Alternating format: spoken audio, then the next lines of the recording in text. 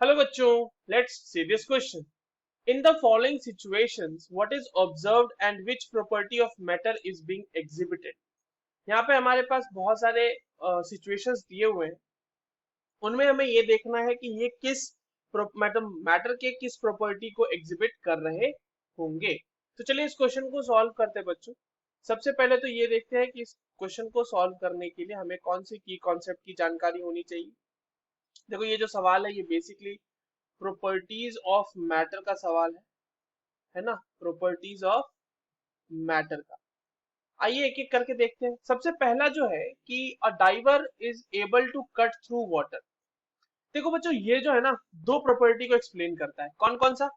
एक कि मैटर के पार्टिकल्स के बीच में that matter has intermolecular space. Intermolecular space. ठीक है. कैसे? देखिए इंटरमॉलिक्यूलर स्पेस होता है, मैटर के पार्टिकल्स के बीच में स्पेस होता है, तभी तो एक डाइवर जब पानी में कूदेगा, जब उसमें डाइव करेगा तो वो पानी के अंदर चला जाता है. एंड जब वो पानी के अंदर चला जाता है तो उसके बाद क्या होता है कि वापस से जो वाटर का सरफेस होता है वो वापस से वैसा ही हो जाता है जैसा वो पहले था.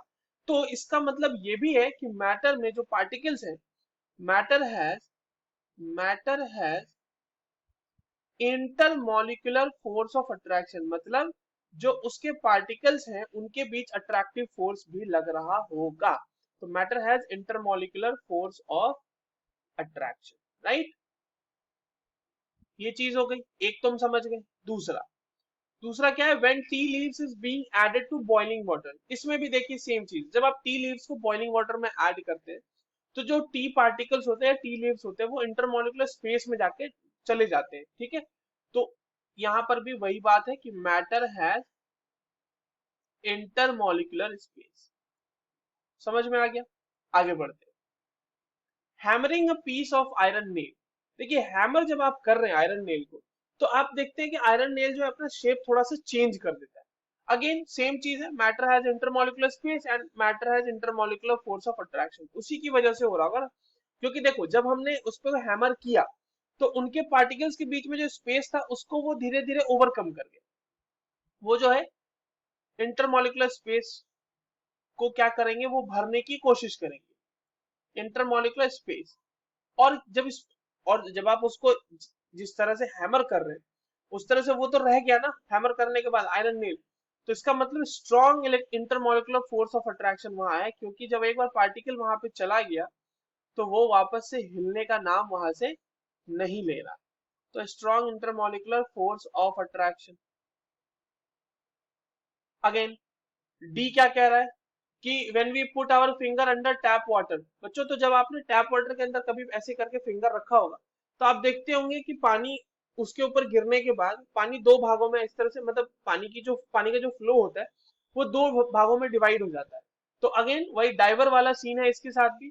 तो यहां पर भी इंटरमॉलिक्यूलर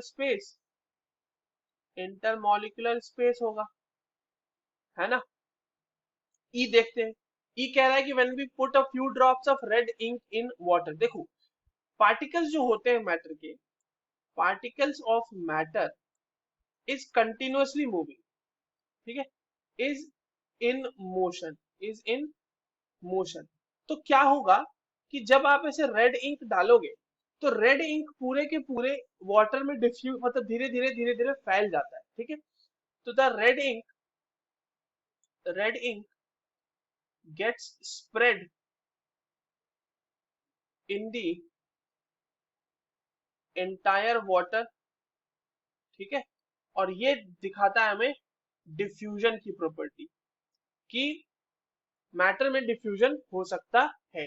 यही है डिफ्यूजन, कि पार्टिकल जो कि मोशन में रहते हैं वो धीरे धीरे एक जगह से दूसरी जगह सारी चीजों को फैला देंगे. अगली प्रॉपर्टी क्या है?